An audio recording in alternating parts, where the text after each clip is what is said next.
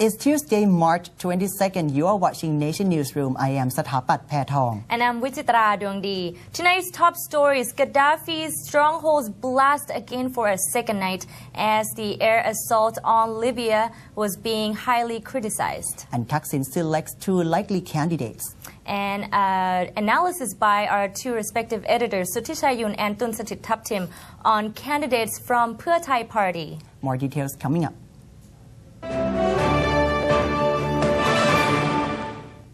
Muammar Gaddafi's Tripoli compound was rocked by blasts for a second night. His southern strongholds targeted and a Navy base bombed as international criticism was mounted over the air assault on Libya. Freedom fighters, meanwhile, said they were under intense attack by Gaddafi's forces in the city of Misrata, near Tripoli. An AFP reporter beaten back from a failed attempt to retake the eastern key town of Ajdabiya. Libyan state television said the capital, Tripoli, came under attack after dark. Loud explosions and anti-aircraft fire ripped across the night sky near Gaddafi's residence at around 7 p.m. GMT.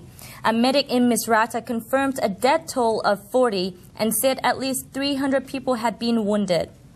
In Cairo, the Arab League on Monday reaffirmed its support for Operation Odyssey Dawn after the airstrikes led by the coalition forces went beyond the scope of a UN resolution to implement a no-fly zone. Washington made it clear that the ultimate goal here is for a Libyan leader to step down from power. NATO was still debating whether and in what form the Western military organization should join the UN-mandated intervention, as there has been several criticisms among other nations. UN Secretary General Ban Ki-moon would address at the UNSC meeting on Thursday as to which nation would run the operation. Ban appealed for unity over implementing Resolution 1973. The resolution of the 1973 is still really controversial at this point. Well, moving back to Thailand, former Prime Minister Thaksin Shinawatra seems to have narrowed down the shortlist for the next Pheu Thai Party leader to two. The contenders are apparently Thaksin's sister Yingluck Shinawatra and former Commerce Minister Mingkwan Sangsuwan. Thaksin listed on Twitter the qualifications required of the next Pheu Thai leader who would be nominated as the party's prime ministerial candidate in the coming general election. He said the party leader should be a humble person who can secure cooperation from all sides in the party. Moreover, the candidate should also love justice and should have the courage to correct what is wrong, as well as understand the economic considerations of people in general and businesses in the country. Those qualifications almost certainly refer to Yingluck and Mingkwan. Yingluck is the former chief executive of Advanced Info Service Public Company and chairwoman of SC Asset Corporation, the property arm of the Shinawatra family, while Mingkwan is a past vice president of Toyota Thailand and president of state broadcaster MCAT Public Company. Thaksin said if the Pheu Thai Party won the election and candidate were appointed the next premier, he would provide the new prime minister with suggestions and help them to quickly implement all the policies that Pheu Thai has promised to voters. And Thaksin also said Pheu Thai Party is required to make public its candidate immediately after the House dissolution, which is by the first week of May. And the general election will be held in June, right? On the same note, let's hear an analysis by Suthishayun and Tunsatit Thaptim on this situation.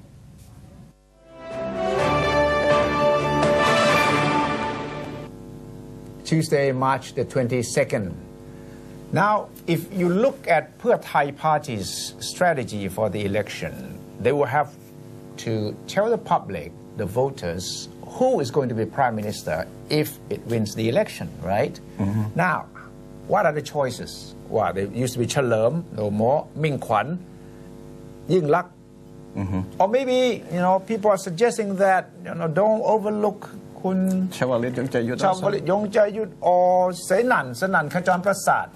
But then now the focus is on Kun Yingluck because she's his sister.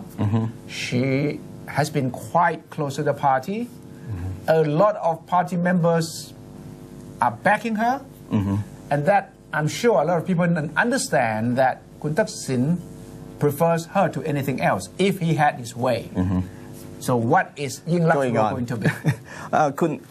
Kun Ming Kwan had been hot favorite until he declared in Parliament that he was ready to. He confirms what people were saying. He's ready. and Kun Yingluck. You know the secret in Thai politics is that if you want to be Prime Minister, you have to keep saying you don't want to be Prime Minister. And exactly. I think the biggest mistake of Kun Ming Kwan is he was too honest. Too honest.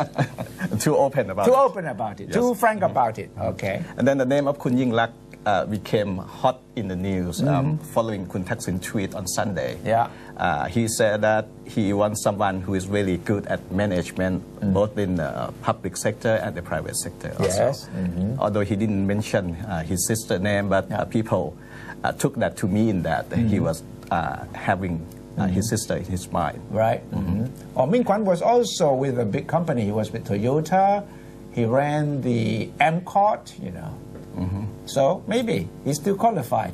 Yes, Kun Ming Kwan is good if Kun Thaksin want to send a message of compromise. Yeah. But if Kun Thaksin priority is to keep the party, the Pheu Thai party together and keep the loyalty of the red shirt, he might need somebody who's more representative of that, more than Kun Ming Kwan.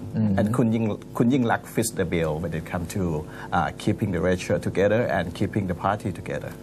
What if Kun Yingluck says, well, you know, I'm too new to politics, I'm not ready to be the next prime minister, so to say. What's going to happen to the party? It's not easy. It will be up to Kun Thaksin. If Kun Thaksin wants her to be there, she will be there. Yeah. Because and as to the voters, it will not matter much whether she's ready, she's willing to do it, or she's forced to do it. Because the voters who will vote to the Pheu Thai party know that they're voting for Kun Thaksin, not anybody else. I think one main reason if Kun Thaksin decides to have his sister in charge would be that he's fed up with using proxies. He has been using proxies through various faction leaders in the party. And probably, you know, he has been betrayed or he has been disappointed by the performance of all these people in the party who came to him and promised this and promised that. None of them could deliver. There's no better way for Thaksin to be confident not having the sister. So the only way for him is to have someone close to him. Anything he could directly go through the sister. Yes, maybe that will be his strategy for the next election also, because he may be thinking that, okay, people know that whoever I put up there will be perceived as my own nominee. So anyway, let's make it an open thing. He could be thinking that way also. But at the same time, it could be sending a very aggressive message to his political rivals and to the Thai political landscape as a whole. Because Shinawatra, you know, what's wrong with Shinawatra? Shinawatra again coming to challenge the powers that be.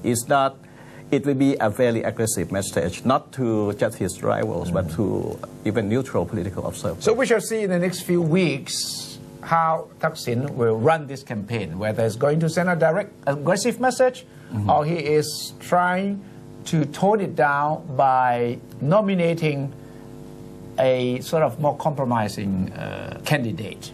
We still don't know. Maybe it's still a big surprise. Maybe there's a third choice. We don't know. I think he will be willing to embrace some more suitable candidate, but the problem is that it will be very, very difficult to get that kind of candidate. Apart from Kun Ming Kwan and Kun Yingluck, we still don't see any third choice at all. Yeah, the big question is, if not Ming Kwan, if not Yingluck, who is the third choice?